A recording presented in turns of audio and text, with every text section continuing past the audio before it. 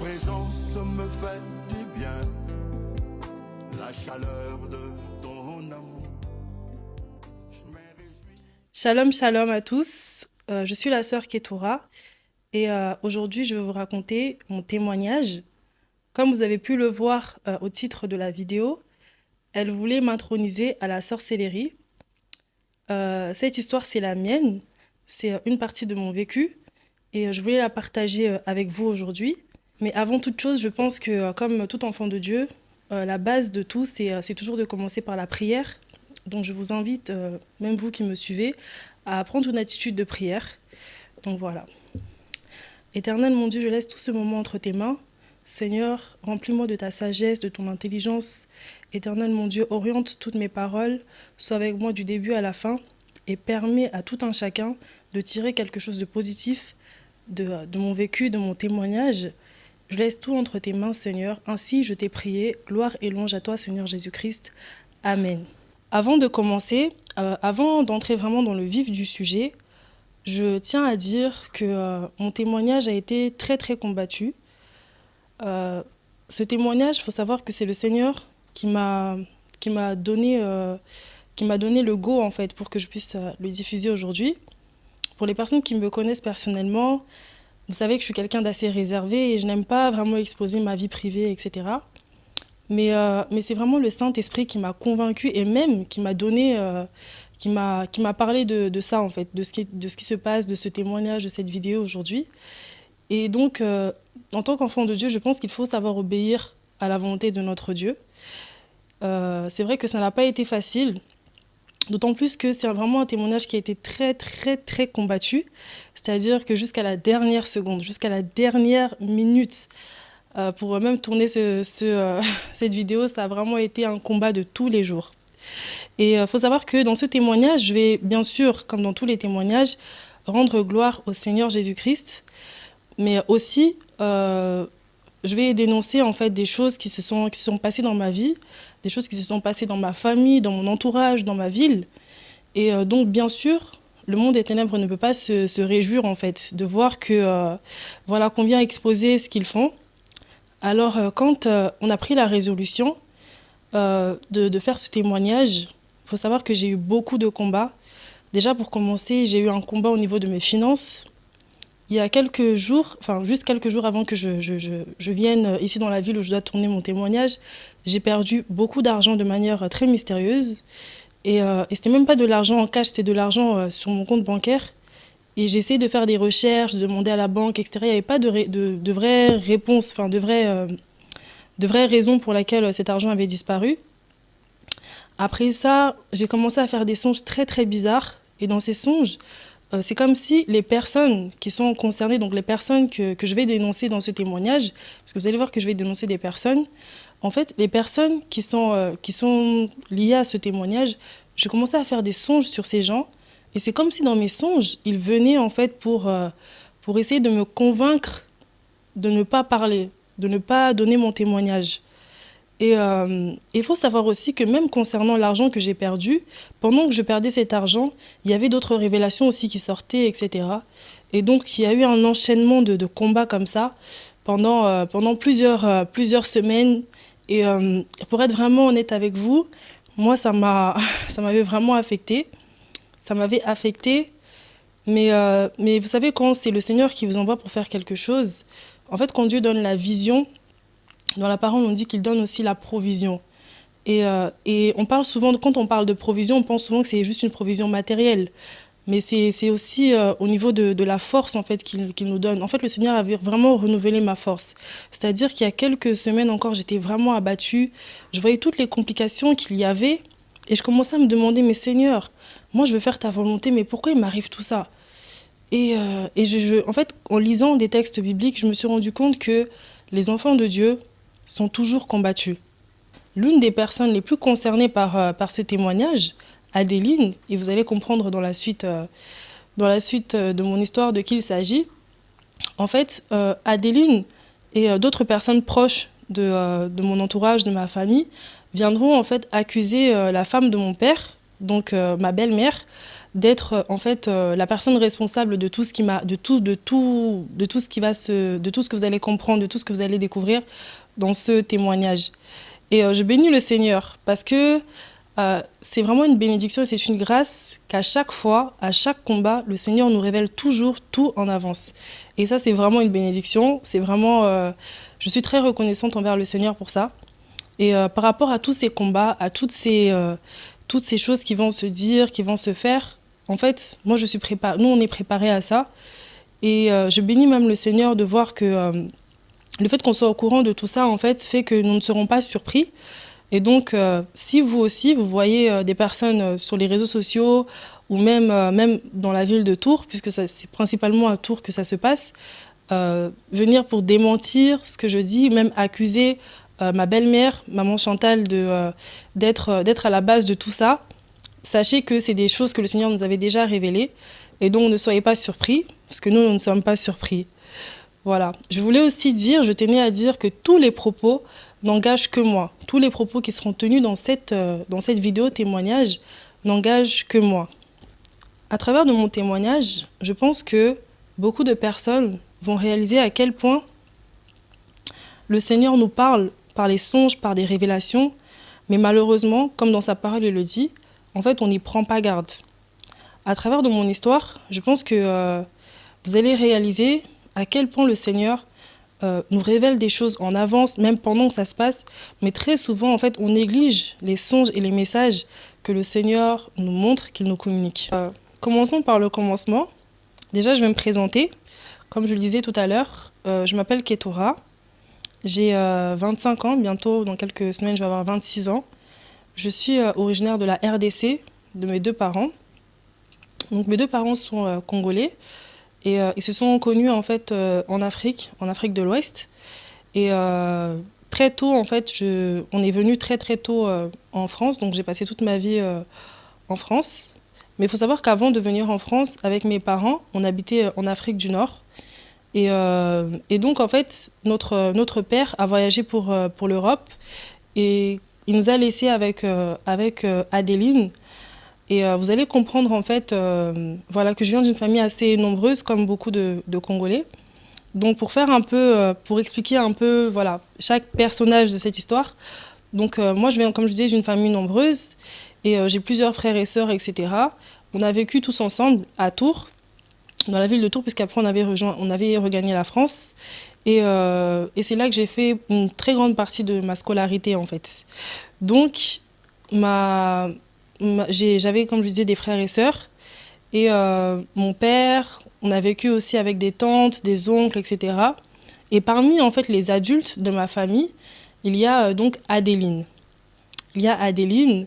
Et Adeline, vous allez comprendre qu'elle joue un très, très grand rôle dans ce témoignage. Donc voilà, ça, c'était vraiment pour remettre un peu en contexte. Et donc, comme je reviens en arrière, on habitait en Afrique du Nord et notre père en fait a regagné l'Europe. Enfin, il a gagné l'Europe. Il a emménagé en Espagne, là où il travaillait. Et donc nous, on était restés en Afrique du Nord, etc. Quelques temps après, en fait, il nous a fait venir en Espagne avec lui. On est resté quelques temps avec lui là-bas en Espagne. Et puis, en fait, ils avaient décidé, enfin, les adultes de ma famille, comme je disais, avaient décidé que la famille allait s'installer en France au lieu de rester en Espagne. Et c'est comme ça que notre père est venu nous déposer en France. Et il avait choisi la ville de Tours. Étant donné que lui travaillait en Espagne, il ne pouvait pas rester avec nous à Tours. Et donc, en fait, il était venu juste nous déposer en fait, à Tours. Et lui, il devait repartir en Espagne pour son travail. Et donc, en fait, c'est là que mon combat commence. C'est là que vraiment tous ces combats-là ont commencé. Et vous allez voir en fait qu'il y a eu plusieurs tentatives d'intronisation à la sorcellerie. Et la première tentative, en fait, elle commence à partir du moment où on arrive dans la ville de Tours. Donc une ville qu'on ne connaissait pas encore, etc. Notre père nous dépose et en fait on se retrouve voilà, sans maison, sans endroit pour vivre. Et c'était vraiment un changement pour nous parce qu'on n'avait pas l'habitude de tout ça. Donc on se retrouve en fait à vivre à la gare pendant quelques jours. Et la police a vu que c'était pas normal en fait qu'on soit dans ces conditions-là. Donc, étant donné que Adeline était enceinte, ils ont décidé de nous rapprocher en fait de notre communauté d'origine, à savoir la communauté congolaise. Et c'est comme ça en fait qu'ils ont orienté Adeline, et dont nous, le reste de la famille, on était plusieurs enfants, etc. Ils l'ont orientée en fait vers une famille congolaise qui était là déjà depuis très longtemps. Et voilà. Et donc, on s'est retrouvés en fait à habiter avec cette famille. On s'est retrouvés à habiter avec eux. C'était le temps juste qu'on puisse trouver un logement pour nous en fait. Voilà. Et donc, on s'est retrouvés à habiter avec cette famille. Et qu'est-ce qui s'est passé? Quand on a passé quelques jours là-bas. Il faut savoir que moi, je pense que je devais avoir 5 ans, 5 ou 6 ans max. Et déjà, en fait, à ce moment-là, je pense que je commençais déjà à avoir des songes. Et vous allez voir que le Seigneur me parle énormément par ce canal-là, en fait. Et je fais un songe assez étrange. Un jour, comme ça, donc on est dans cette maison, la maison de cette famille. Et je fais un songe assez étrange. En fait, il y avait plusieurs adultes. Il n'y avait pas d'enfants dans cette famille. Il n'y avait que des adultes. Et je fais le rêve d'une des adultes de la famille. Et c'était une grand-mère, en fait. Il y avait deux ou trois adultes et puis une mamie. C'était leur maman, en fait. Et donc, je rêve de cette grand-mère. Je fais un rêve très bizarre. C'est comme si la grand-mère était venue pour me dire quelque chose. C'est comme si elle voulait me faire quelque chose, m'emmener quelque part. Et c'était trop bizarre. C'était super bizarre. Et donc, c'était assez spécial. Bon, j'ai pas trop compris. Et naturellement, le matin, je me suis réveillée. Et puis, j'ai dit à Adéline, mais tu sais, j'ai rêvé de la mamie. On l'appelait Coco. Comme, voilà, en lingala, grand-mère, c'est Coco. Je dis, mais tu sais, j'ai rêvé de Coco. J'ai pas compris. J'ai rêvé qu'elle venait pour me prendre, pour m'emmener quelque part. Mais elle voulait me faire En fait, je voyais que je refusais d'aller avec elle et tout. Mais elle insistait pour me prendre, pour m'emmener. Et donc, je lui dis ça. Et elle, directement, elle appelle mon père qui est en Espagne. Je dois mentionner que mon père est un serviteur de Dieu. Et donc, quand elle l'emmène, elle appelle mon père. Mon père, à cette époque-là, en fait, aujourd'hui, il est pasteur. Mais à cette époque, il n'était pas encore pasteur, mais il servait déjà à l'église. Et étant donné que c'est un homme très, très spirituel, quand on lui raconte ça, lui, il commence déjà à se dire, mais non, c'est bizarre. Comment ça, tu rêves voilà. Non, non, non, c'est pas normal. Mais en fait, c'est quoi cette maison? Vous êtes où? Enfin, qu'est-ce qui se passe? Et puis, il y avait plein de phénomènes un peu bizarres qui se passaient dans cette maison. Mais on était très reconnaissants parce qu'ils nous avaient accueillis, etc. Et en fait, en apparence, il n'y avait rien de bizarre, il n'y avait vraiment rien de spécial. Mais il y avait plein de phénomènes un peu étranges. Déjà, Adéline nous disait qu'elle faisait des rêves bizarres. Adéline nous disait elle avait perdu sa Bible, elle avait perdu ses sous-vêtements. Il y avait trop de phénomènes, des trucs bizarres qui se passaient dans la maison. Et puis, cette grand-mère dont moi j'avais rêvé, c'était un peu bizarre parce que elle avait l'habitude. Il y avait un de mes frères qui était encore très petit, qui devait avoir peut-être 3 ans. Et elle avait l'habitude de nous dire que mon petit frère, c'était son mari. Elle me dit, enfin, je sais pas, elle avait un truc bizarre en fait avec lui. Elle disait qu'elle aimait beaucoup, que c'était lui son mari. Oh, c'était trop bizarre. Elle appelait mon mari. Bon, je sais que ça arrive souvent dans les familles africaines, et c'est vraiment pas dans un sens très tordu, en fait, quand on dit ça. Mais elle le disait d'une manière très bizarre. Elle disait, lui, c'est mon mari, et c'était trop bizarre. Il y avait un truc de vraiment très glauque avec cette grand-mère. Et elle ne m'inspirait pas du tout confiance. En fait, j'étais vraiment très mal à l'aise quand elle était là. Et le fait qu'elle dise que mon frère, c'était son mari, c'était un peu bizarre. Et mon père, quand il a appris ça, il était vraiment contre. Il faut savoir que déjà de base, on avait laissé notre maison, on avait laissé notre confort. Donc c'était, voilà, lui, il voulait pas trop qu'on soit dans cette condition-là, etc. Et c'était vraiment à contre-cœur qu'on se retrouvait là, en fait. C'était vraiment dans le temps qu'on puisse trouver notre logement. Donc ça, en fait, des années plus tard, j'ai découvert que c'était la première tentative d'ensorcellement, je peux dire, du moins la première tentative d'intronisation au monde de la sorcellerie. Il faut savoir que des années plus tard, donc quand j'ai grandi, j'ai appris par plusieurs personnes que ces personnes-là, cette famille-là, en fait, moi, ce que je ne savais pas à cette époque-là, parce que j'étais très jeune, c'est qu'en fait, ils s'étaient réputés déjà depuis longtemps pour être dans la sorcellerie, pour faire des pratiques bizarres, etc. Et donc, tous les phénomènes qu'on voyait avec ma famille, c'était des phénomènes normaux, enfin, dans le sens où les gens qui les connaissent savent qu'en fait, cette famille, c'est vraiment une famille de sorciers, etc. Et donc ça, c'était déjà très très bizarre. Mais vous allez voir au fur et à mesure de cette histoire que, en fait, tout ça, enfin tout ce qui m'est arrivé, c'était vraiment, comment dire, la personne qui était vraiment à la base de tout, de toutes ces tentatives d'initiation. En réalité, c'était Adeline. Mais ça, je l'ai compris vraiment très très très tard. Mais en apparence, Adeline, elle nous disait que voilà, elle était contre ça, elle trouvait que cette famille était bizarre, etc. Alors qu'en réalité, en fait, elle travaillait avec eux, elle était du même monde qu'eux, elle était du même côté qu'eux, et même en fait, ils travaillaient ensemble pour nous nuire. Mais ça, en fait, je l'ai découvert vraiment très tard. Et ce qui s'est passé, c'est que mon père était en prière avec ses amis, et ils ont commencé à avoir des révélations un peu bizarres sur Adeline et certains membres de cette famille. Mais c'était un peu bizarre parce que bon, en fait, Adeline nous a toujours donné l'image d'une femme qui prie beaucoup, etc. Donc, les révélations que les serviteurs de Dieu, dont mon père, ont vues d'elle avec ces personnes-là, c'était un peu incompréhensible. Donc voilà. Donc ça, c'était la première tentative. Et première tentative échouée, puisque mon père et ses amis étaient vraiment en prière. Et donc, quelques temps après, on a trouvé un logement, etc. Et donc, cette première tentative avait échoué. Et vraiment, à chaque fois qu'on a essayé de m'introniser à la sorcellerie, c'était toujours, mais vraiment toujours à des moments où mon père n'était pas là. C'est-à-dire que c'était toujours des fois où mon père n'était pas là, soit parce qu'il était pris par son travail, comme là, il travaillait en Espagne, donc il ne pouvait pas être là, ou soit c'était parce qu'il n'était pas là, parce qu'il avait déménagé, ou en fait c'était toujours à des moments où mon père n'était pas là.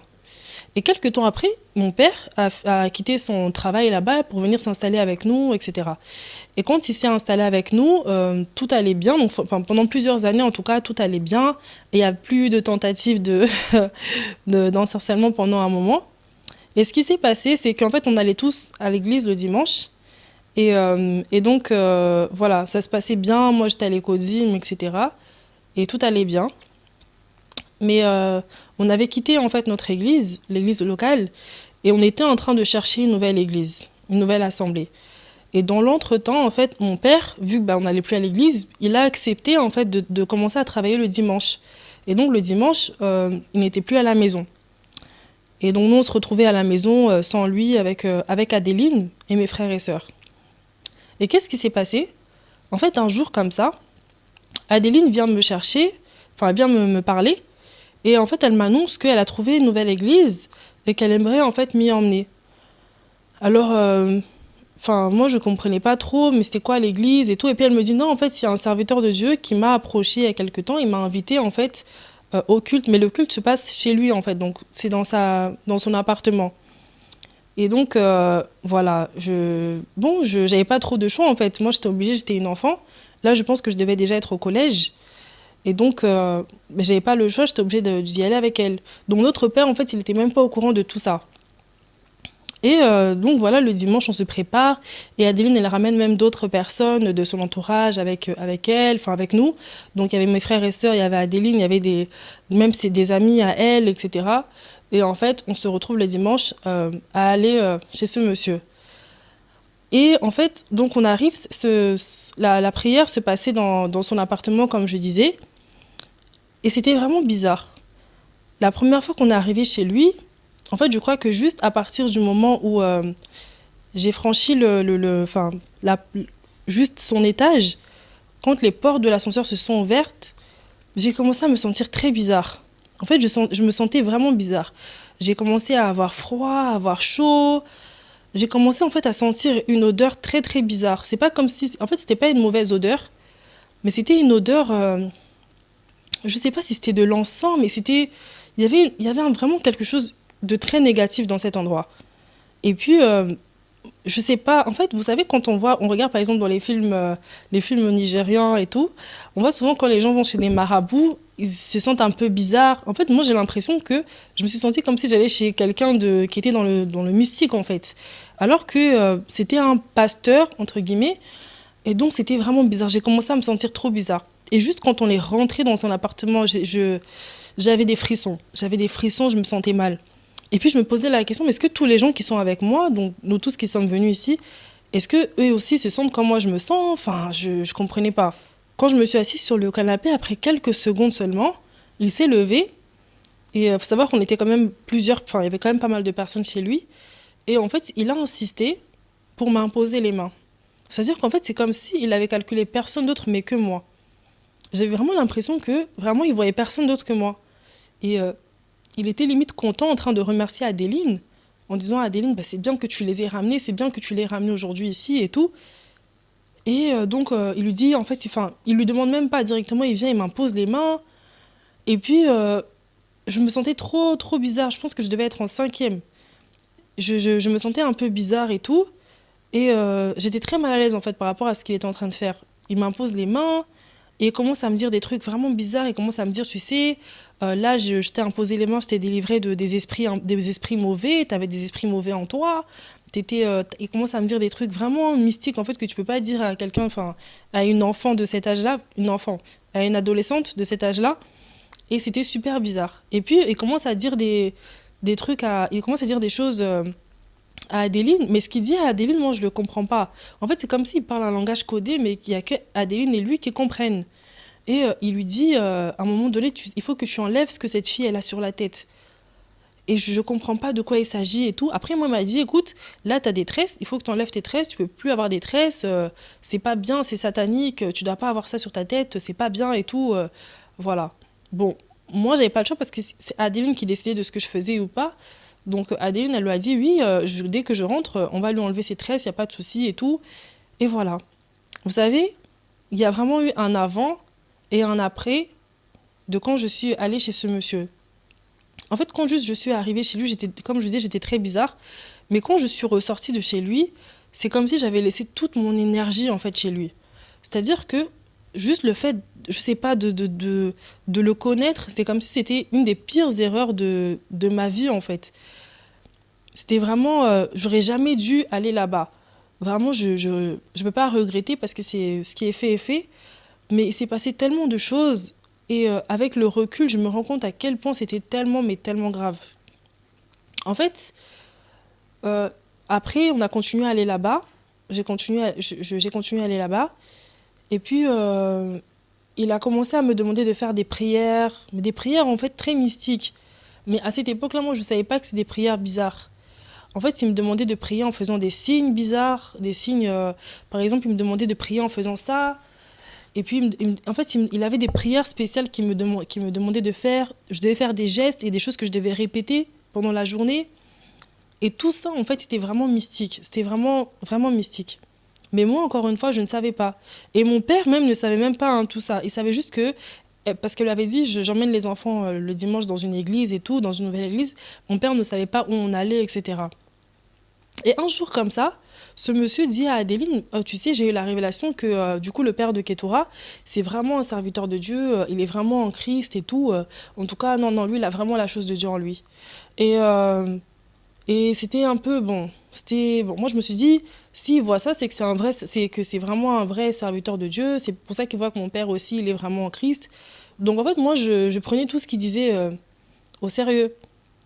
Et il a commencé en fait à me demander de faire des choses, il a commencé à me demander de faire des gestes, comme je disais, des prières un peu bizarres. En fait, à chaque étape de la journée, il y avait des choses que je devais faire et je me suis retrouvée totalement hypnotisée par lui. C'est-à-dire que, en fait, je vivais par lui. C'est-à-dire que tout ce qu'il me demandait de faire, bah, c'est ce que je faisais. C'est vraiment, en fait, je préférais l'obéir à lui qu'obéir à mon père. Parce qu'il y a même des choses qu'après, j'ai eu du mal, même quand j'ai quitté son église, il y a des choses que j'ai eu du mal en fait à recommencer à faire parce que lui en fait il m'avait interdit. Donc je commençais vraiment à l'obéir. Et c'est comme si tout ce qu'il disait restait dans ma tête. En fait, même quand je voulais faire quelque chose, je pensais toujours à qu'est-ce que le pasteur va dire. Est-ce que le pasteur serait pour que je fasse ça? Et c'était vraiment devenu obsessionnel en fait. C'était vraiment lui, lui, lui.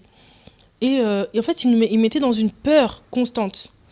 Et donc, il faut savoir que quelques jours après il m'ait imposé les mains, en fait, quand je suis rentrée chez moi, j'ai commencé à entendre quelqu'un qui... En fait, j'avais l'impression d'entendre une voix, d'entendre quelqu'un qui m'appelait, et qui m'appelait toujours par mon prénom. Et c'était la voix d'une femme. C'était la voix d'une femme. Et donc, j'entends Ketura, Ketura. Et moi, en fait, au début, je disais oui. Et en fait, à force de voir que personne ne répondait, j'ai commencé à me dire, mais c'est bizarre, mais est-ce que je commence à entendre des voix, je deviens folle, qu'est-ce qui m'arrive? Oh, c'est bizarre. Et ça m'est arrivé quand même pendant plusieurs jours. Et qu'est-ce qui s'est passé? Un jour comme ça, j'entends encore la même voix qui m'appelle encore par mon prénom. C'était la voix d'une femme. Et elle m'appelle, elle me dit Ketura, Ketura. Et je dis oui. Et puis, la voix continue à m'appeler, je ne réponds plus. Parce que je me dis, je ne sais pas ce qui m'arrive en ce moment, mais c'est trop bizarre. Et donc, j'arrête de répondre. Et là, je vois Adéline venir dans ma chambre. Et puis, elle me dit, Ketura, pourquoi tu dis oui? Je lui dis, mais parce que j'ai l'impression que quelqu'un m'avait appelé, mais on dirait que personne ne m'a appelé, en fait. Elle me dit, ah bon? Mais j'ai l'impression que depuis quelques jours, tu entends des voix. Moi, je n'avais pas parlé de ça, hein. Et je lui ai dit, oui, c'est vrai, depuis quelques jours, j'ai l'impression d'entendre des voix. Elle me dit, ah bon? Et elle me fait un grand sourire, elle me dit, mais c'est bien. Elle m'a dit quelque chose comme ça, elle m'a dit, ah bon? Ah, mais t'entends des voix? Ok. Et après, elle m'a souri, elle était contente. Elle a fermé la porte et elle est partie. Super bizarre. Et c'était super étrange parce que elle, c'est une femme chrétienne, donc un truc comme ça devait l'interpeller. Elle devait se dire, mais oh, comment cet enfant commence à entendre des voix et tout? C'est pas normal.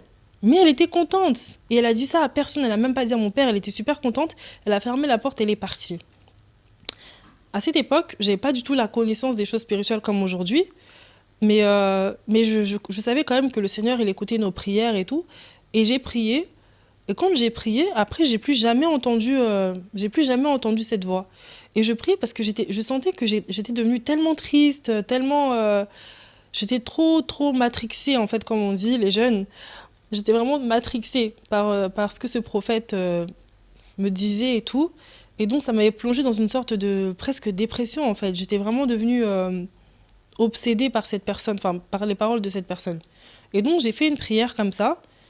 Et ce qui s'est passé, c'est que quelques jours après ça, en fait, Adéline était en train de passer dans la rue avec mon père. Et en fait, elle lui a montré l'endroit où justement on priait chez ce pasteur-là. Et mon père, en fait, je ne sais pas s'il avait une révélation sur le coup ou quoi, mais il lui a dit, je ne sens rien de positif ici. Donc, s'il te plaît, n'emmène plus jamais mes enfants ici. Ne t'avise plus jamais de ramener Ketura, même ses frères et sœurs. Enfin, personne, n'emmène plus personne ici, s'il te plaît. Et donc, en fait, c'est mon père qui était intervenu pour dire non, personne ne part là-bas. Et c'est en fait après ça que mon père a découvert tous les dégâts, en fait, que cette personne elle avait commis, que ce prophète avait commis. Et c'est là que mon père a découvert les ordres qu'il me donnait, les phrases que je devais répéter, tout ça. Et en fait, il était totalement... il était énervé parce qu'il il se dit, mais comment t'as pu emmener les enfants dans un endroit comme ça, en fait? C'est trop grave. Et donc ça, c'était en fait la deuxième tentative. En fait, ce que je ne savais pas à ce moment-là, mais que j'ai découvert plus tard, c'était que ce prophète, c'était quelqu'un qui était donc dans des choses mystiques. Et en fait, dans ce monde-là, il travaillait avec Adéline. Et donc, en fait, Adéline, elle avait besoin de m'introniser depuis très longtemps à la sorcellerie. Mais mon père, en fait, il bloquait le passage. Et donc, comme mon père, à cause de ses prières, à cause de sa protection, en fait, envers nous, ses enfants, il empêchait, en fait, ça. Elle a profité du fait que mon père ne soit pas là encore une fois, de l'absence de mon père, pour commencer à nous emmener chez ce monsieur qui était dans la sorcellerie comme elle. Et donc, le fait qu'elle se réjouisse que je commençais à entendre des voix et tout, en fait, c'était sa voix à elle. Elle était contente de ça parce que elle voyait justement... voilà, elle était tellement sûre que cette fois-ci, ça allait marcher. Et donc, elle était très, très contente de ça. Mais le Seigneur est tellement bon qu'il est passé par mon père, encore une fois, pour intervenir et pour que j'arrête, mes frères et sœurs et moi, qu'on arrête de partir là-bas. Maintenant, il faut savoir que quand j'ai arrêté de partir là-bas, j'ai revu ce prophète, il était vraiment énervé contre moi parce que j'avais quitté l'église. Et bizarrement, quand j'ai arrêté de partir là-bas, Adéline, elle a commencé à avoir une colère vraiment noire envers moi. Et on ne s'entendait plus du tout. C'est-à-dire qu'en fait, elle était toujours énervée contre moi, elle avait toujours quelque chose de négatif à dire sur moi. Et c'était vraiment devenu Iran-Irak. C'était vraiment tout le temps des conflits, etc. Et c'était à partir du moment où j'ai quitté leur église, parce que c'était à la maison, leur groupe de prière, on va dire. Et ça a commencé à créer beaucoup de problèmes entre nous, en fait. Maintenant, Des années encore plus tard, ma famille traverse des moments très très difficiles. Là, je pense que j'étais ouais, presque à la fac, du moins je venais d'avoir mon bac. Et donc ma famille traverse des moments hyper difficiles et tout, émotionnellement je veux dire. Et mes parents se divorcent, se séparent. Mais déjà quelques temps avant que mes parents se séparent, même ouais, quand même peut-être même un an avant, moi Dieu me montre clairement en songe que mes parents vont se séparer et puis il me montre en détail. Il me montre en détail que mes parents vont divorcer, que mon père va partir très loin, qu'il va vraiment souffrir pendant quelques temps. En fait, vraiment tout. Dieu me montre vraiment tout en détail. Et puis ça s'est passé comme Dieu m'avait montré. Et donc ça s'est passé et, et donc en fait nous, naturellement, moi vu que je devais continuer la fac à Tours pendant quelques temps avant de rejoindre mon école à Nice, bah en fait j'étais obligée de rester à Tours et on m'avait convaincue de rester avec Adéline. Malgré le fait que Adéline et moi vraiment on ne s'entendait pas. On ne s'entendait pas et puis j'avais même l'impression qu'elle s'entendait vraiment avec personne. On était avec elle parce qu'on n'avait pas le choix en fait. Et donc voilà, on déménage avec elle. Et mon père en fait il était resté un tout petit peu à Tours, mais après il a déménagé lui aussi pour le travail. Et donc en fait je me retrouve avec Adéline et mes frères et sœurs. Et donc chose étrange, déjà je tombe extrêmement malade. Mais dans le prochain épisode, si le Seigneur le permet, je reviendrai plus en détail sur la maladie étrange que j'avais pendant des années et qu'on n'a jamais trouvée d'ailleurs par les médecins et tout. Donc voilà, donc j'avais une maladie très bizarre, j'étais tout le temps malade, etc. Mais on ne trouvait pas de maladie. Et donc ça me plongeait vraiment dans un état, enfin c'était vraiment difficile moralement parce que le fait de toujours aller à l'hôpital mais qu'on ne voit rien, c'était vraiment difficile. Et puis en fait la seule personne qui m'aidait vraiment, qui était un soutien moral, des fois qui allait même m'acheter les médicaments, c'était mon père. Mais il n'était plus là en fait. Il n'était plus là, donc en fait on s'appelait juste le soir et tout. Mais c'était différent. Et je me sentais vraiment très seule, même si je viens d'une famille très nombreuse comme je disais. Mais j'étais vraiment seule, c'est-à-dire que je pouvais m'effondrer par terre et personne n'allait me calculer en fait. Et c'était même dangereux pour ma santé de me retrouver dans tout ça. Mais mon père, il faisait ce qu'il pouvait faire et il était obligé de partir pour le travail, pour aussi pouvoir nous aider avec son argent. Donc j'avais pas d'autre choix que de rester avec Adéline. Et encore une fois, vous allez voir que c'est encore pendant l'absence de mon père que Adéline va encore tenter une troisième fois de m'introniser à la sorcellerie. Vous voyez, en fait, c'est vraiment crescendo. C'est-à-dire qu'au début, elle se cachait toujours derrière les gens. C'est-à-dire qu'au début, moi, je pensais que c'était par exemple la grand-mère là du début. Après, je pensais que c'était le prophète. Mais en fait, dans tout ça, la personne qui était à la base de tout ça, en réalité, c'était Adéline. Mais Adéline, elle se cachait derrière les gens. Donc, une nuit comme ça, je comprends pas, je fais un songe, mais vraiment, je vous avoue que j'ai même pas pris ça au sérieux en fait. Je fais un songe, je rêve que, en fait, je suis dans la maison d'Adéline. Et qu'est-ce que je vois? Je vois en fait que Adéline, elle a fait comme une sorte de dîner, elle a invité ses amis et tout, mais tout le monde est en train de manger et pas moi. Et je comprends pas, je dis tout le monde est en train de manger et pas moi, mais je vois tout le monde manger, pas moi. En fait, je me vois en train de regarder les gens manger en fait. Mais je suis à table avec eux, mais je mange pas. Et après, je vois un de ses amis me dire, écoute, Ketura, moi, il faut que je te montre quelque chose, est-ce que tu acceptes de venir avec moi? Donc je dis à Adéline, bah, ton ami m'invite, est-ce que tu acceptes que je parte avec lui? Adéline, en fait, elle accepte voilà, que je parte avec son ami. Et d'ailleurs, son ami, là, c'est des gens de Tours. C'est des gens de Tours que je voyais dans ce songe. Et puis je vois en fait que la personne essaie de m'emmener sur une montagne. Et puis c'est comme si en fait l'endroit où il voulait m'emmener c'était tellement en hauteur, c'était vraiment bizarre en fait. Et d'un coup j'ai comme un trou noir, enfin je vois pas ce qui se passe exactement sur cette montagne, mais je me vois en train de descendre de la montagne et de dire à la personne, écoute moi je peux pas faire ça. Et puis d'ailleurs vous avez essayé de me piéger, vous savez bien que moi je peux pas faire ça. Moi, je ne peux jamais accepter de faire ça. Et je me vois en train de pleurer, de dire à la personne, mais pourquoi est-ce que vous avez essayé de me piéger comme ça? Moi, je ne peux pas accepter de faire ça. Je ne peux pas faire ça avec vous et tout.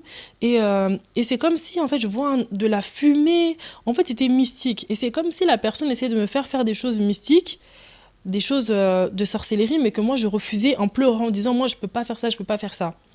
Et après, je me vois redescendre et dire à Adéline, mais regarde ce que ton ami me demande de faire. ton amie, elle m'a pris pour m'emmener, pour me faire des choses et tout. Mais moi, je voulais pas. Je te promets que moi, je voulais pas. Mais ils ont essayé de me piéger et tout. Et je me vois en train de dire ça à Adeline. Et je vois Adeline en train de rigoler. Oh, bon, c'est bizarre. Et donc, je me réveille et moi, je comprends même pas le rêve. Vraiment, je pense que j'ai même rigolé. Je me dis, mais comment je me vois sur une montagne? Enfin, c'est quoi ça? J'ai pas pris ça au sérieux. Et donc, je me réveille. Et en fait, le soir, je devais appeler mon père. Et donc, je l'appelle et on parle de tout, mais sauf de ça. Et en fait, au moment de raccrocher, je lui dis, ah, papa, tu sais, j'ai oublié de te raconter. Attends. Tu sais, cette nuit, j'ai fait un rêve trop bizarre. Et là, je lui dis, et en fait, il m'écoute du début à la fin, il dit rien. Après, il pousse un cri à la fin, il dit, non, non, non, non, non, Ketora, ça, c'est trop grave. C'est trop grave. Non, non, non, non, non. Quoi? Tu vois l'ami d'Adeline, en fait, tu vois l'ami d'Adeline vouloir t'emmener sur la montagne et te faire des choses comme ça. Non, non, non, ça c'est pas normal. En fait, mon père c'est quelqu'un de très spirituel. Ça veut dire que il a directement interprété le songe pendant que j'étais en train de le raconter et il a compris que c'était pas bien. Mais moi, je comprenais pas pourquoi est-ce qu'il était aussi voilà. Et il me dit non, non, non, ça c'est pas normal. Ça c'est vraiment pas normal. Alors il me dit écoute, euh, descends parce que notre chambre était en haut. Va dire à Adeline ce que t'as vu. Va lui dire que t'es arrivé. Va lui raconter ton rêve. Et donc je descends. Et moi, je vais dire à Adeline, bah écoute, voilà ce que j'ai vu et tout. Papa m'a dit de te le dire. Enfin, et directement, en fait, elle me coupe. Déjà, en fait, quand je suis venue la voir, c'est comme si on dirait qu'elle savait déjà ce que j'allais lui dire. Elle est en train de cuisiner. Et quand je suis venue, en fait, elle avait l'attitude de quelqu'un qui sait déjà. Enfin, on dirait qu'elle s'attendait à ce que je vienne à ce moment-là pour lui dire ça. Je sais pas comment expliquer, en fait. Elle avait une attitude très bizarre. Et quand je lui raconte le songe que j'ai eu, elle me dit, ok. Bah, tu sais, peut-être que c'est juste Dieu qui te prévient de faire attention, parce que dans la vie, il y a beaucoup de choses bizarres et tout. Voilà. Et en fait, elle voulait directement couper la conversation. Elle me dit, voilà, moi, je dois sortir. Et elle part. Oh, elle était super sèche. Bon, je me suis dit, mais est-ce que j'ai dit quelque chose de... En fait, on dirait vraiment, elle voulait ne pas en parler avec moi, quoi. C'était vraiment bizarre. Quelques jours après ça, quelques jours après ce troisième songe assez bizarre, dans cette troisième tentative d'intronisation, en fait, qu'est-ce que je vois? Je me vois, en fait, c'est comme si, toujours un songe, donc je me vois, c'est comme si Adeline m'avait invitée dans une sorte de château. Dans une sorte de château, mais c'était trop bizarre, en fait. Et puis, quand j'arrive dans ce château, donc je vois Adeline et tout, et Adeline me dit, écoute, Ketora, je suis contente que tu sois venue, voilà, que tu aies respecté mon invitation, mais en fait, il te manque quelque chose, tu peux pas être ici normalement. Si tu veux rester ici, en fait, tu dois avoir quelque chose sur la tête. Bon, moi, je comprends pas. C'est quoi quelque chose sur la tête? Et le temps que j'essaie de comprendre de quoi elle parle, en fait, je vois qu'elle sort une sorte de couronne. En fait, elle vient pour me couronner. Elle veut me couronner et donc elle veut me poser la couronne sur la tête. Mais entre-temps, je me tourne et qui est-ce que je vois? Je vois mon père. Je vois mon père. Mais qu'est-ce qu'il fait là, papa? Et je vois mon père venir pour empêcher en fait le couronnement, pour empêcher ça en fait. Que mon père est en train de dire non. En fait, c'est comme si je me suis tournée, j'ai vu mon père et il m'a donné un ordre. Il m'a donné l'ordre de ne pas avoir ça sur la tête. Il m'a dit, Ketura, non, non, non, tu peux pas. En gros, tu peux pas avoir ça sur ta tête. Toi, tu peux pas faire ça. Et donc, en fait, il est venu pour empêcher ce couronnement en fait. Après ça, j'ai vu comme Adeline, en fait, revenir vers moi. En fait, elle s'est rendue compte que j'avais pas la couronne sur la tête et elle était triste. Elle était triste, mais je lui ai dit, je suis désolée, en fait, j'ai vu papa et il m'a interdit, il m'a dit que moi, je peux pas avoir ça sur la tête. Moi, je peux pas être... non, je peux pas avoir cette couronne sur ma tête. Et donc, quand elle a vu ça, elle était triste, elle est partie. Ah, et puis, en fait, le truc, c'est que juste le temps que je me tourne, mon père avait disparu. Je vois que mon père a disparu, moi, je me dis, mais oh, mais papa, il était là, il est parti où? Et j'ai pas compris. Après, il y a un truc qui me dit de marcher dans la maison d'Adeline. Donc, c'était comme un château. Et quand je marche, j'ouvre une porte. Et quand j'ouvre cette porte, je vois comme une sorte de démon. Mais vraiment une fille trop bizarre avec des cornes et tout. Et c'est comme si elle avait peur du fait que moi, je l'ai vue là, en fait. Et quand j'ai vu ce démon, après, j'ai fermé la porte. Et quand j'ai fermé la porte, quelques secondes après, je me suis réveillée. Et là, je suis partie dire ça à mon père encore une fois. J'ai appelé mon père, je lui ai raconté. Et quand je lui ai raconté, directement, en fait, il a compris. Et puis, bon, il avait déjà compris bien avant moi. Mais il m'a dit, non, non, là, cette fois-ci, c'est trop. C'est trop. Va confronter Adeline, va lui dire ce que tu as vu. Faut savoir que c'est une période où mon père, il priait énormément pour moi. Donc, c'était pas étonnant que je vois dans le songe qu'il vienne pour empêcher ce qui allait se passer. Et donc, moi, je descends, je vais voir Adeline, je lui raconte. Et quand je lui raconte, en fait, directement, elle me coupe. Elle me dit, bah, est-ce que ce que tu viens de me dire, est-ce que tu l'as dit aussi à ton père? Je lui dis, oui, je viens de dire à papa. Elle me dit, ok, bah si tu l'as dit à ton père, pourquoi tu viens me le dire en fait? Fin de discussion. On s'arrête là. Et elle se prépare et tout. Encore une fois, elle avait l'attitude de quelqu'un, on dirait qu'elle savait ce que j'allais venir lui dire. Mais il faut savoir que quand je faisais des rêves comme ça, souvent je faisais des rêves bizarres sur elle, très souvent.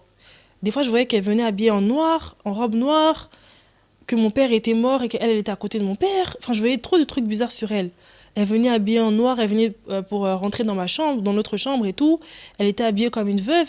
Mais à chaque fois, quand je fais des rêves comme ça, la nuit, le matin, elle était en colère contre moi. Et j'arrivais pas à comprendre, en fait, c'était trop bizarre. Et vous savez, ça m'a vraiment pris des années, en fait, pour réaliser que la personne avec qui j'étais, donc Adéline, qu'elle était dans la sorcellerie. Ça m'a vraiment pris des années. Après quelques temps, avoir fait ce songe, comme je lui avais dit, après quelques temps, elle a décidé de me chasser de chez elle. Et en fait, elle a trouvé une excuse et tout. Et puis, elle m'a chassée de chez elle. Mais je crois que c'est parce qu'elle avait compris que moi, je commençais en fait à ouvrir les yeux, à comprendre son état d'âme.